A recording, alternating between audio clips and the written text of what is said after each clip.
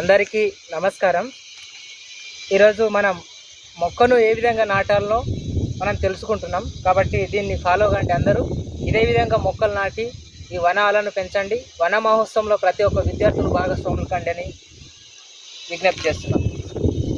మొదటగా మనం ఈ చెట్టు యొక్క ఈ పాకెట్ ఎంత సైజు ఉంటే అంతకంటే డబుల్ మనం గుంతను తీయాలి.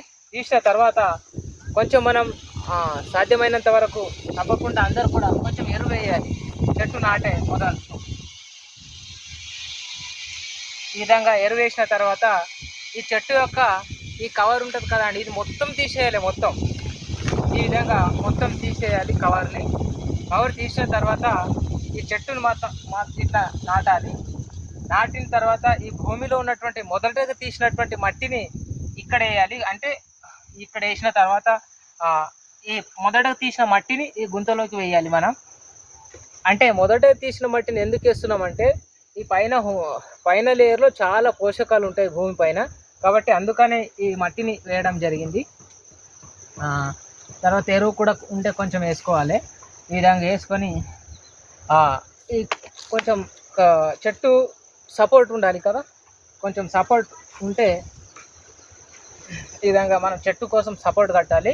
ఈ తాడు ఉంటుంది కదండి, మనం 8 ఉంటుంది కదా, 8 షేప్ ఆకారంలో ఈ విధంగా కట్టాలి ఈ తాడుని.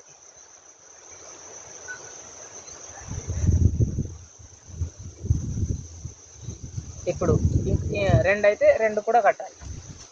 ఇక్కడ కట్టే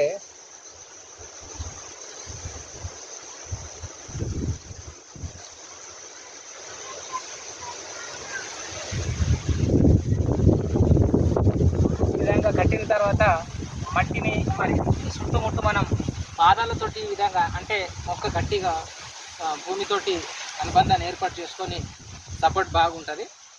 తర్వాత మనం ఏం చేయాలంటే ఇక మొక్క నాటిన తర్వాత చాలామంది మర్చిపోయి అట్లనే వెళ్ళిపోతారు ఫోటో దిగే సందర్భంలో. ఇక మర్చిపోవద్దు, ఎందుకంటే వాటర్ వేయడం కంపల్సరీ మర్చిపోవద్దు. చెట్టు పెట్టిన తర్వాత దానికి ఒక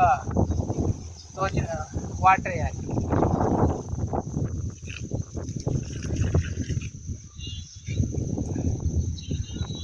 ఈ విధంగా మొక్క నాటిన తర్వాత దీని చెట్టుకు చుట్టుముట్టు కొంచెం మిగిలిన మట్టి ఉంటుంది కదండి, దీన్ని మట్టిని ఏం చేయాలంటే ఇట్లా చేతులతోటి కానీ అయినా పారతోటైనా కానీ ఇట్లా పాదులు చేయాలి. చెట్టు వాటర్ని మనం వర్షపు నీరు నిలబడడానికి ఈ విధంగా పాదులు చేస్తే చెట్టు అనేది మంచిగా బతుకుతుంది, మనకు చల్లటి గాలి ఇస్తుంది, మన బతకడానికి మంచి ఆయువుని ఇస్తుంది చెట్టు. కాబట్టి ప్రతి ఒక్కరిని ఈ యొక్క మెథడ్ని ఫాలో అయ్యి ప్రతి చెట్టుని, ఎన్ని చెట్లు నాటామనేది ముఖ్యం కాదు, ఒక్క చెట్టు నాటినా కానీ దాన్ని ఒక చెట్టును బతికించడం గొప్పది. కాబట్టి ఈ చెట్టు నాటి ఈ విధంగా బతికించండి.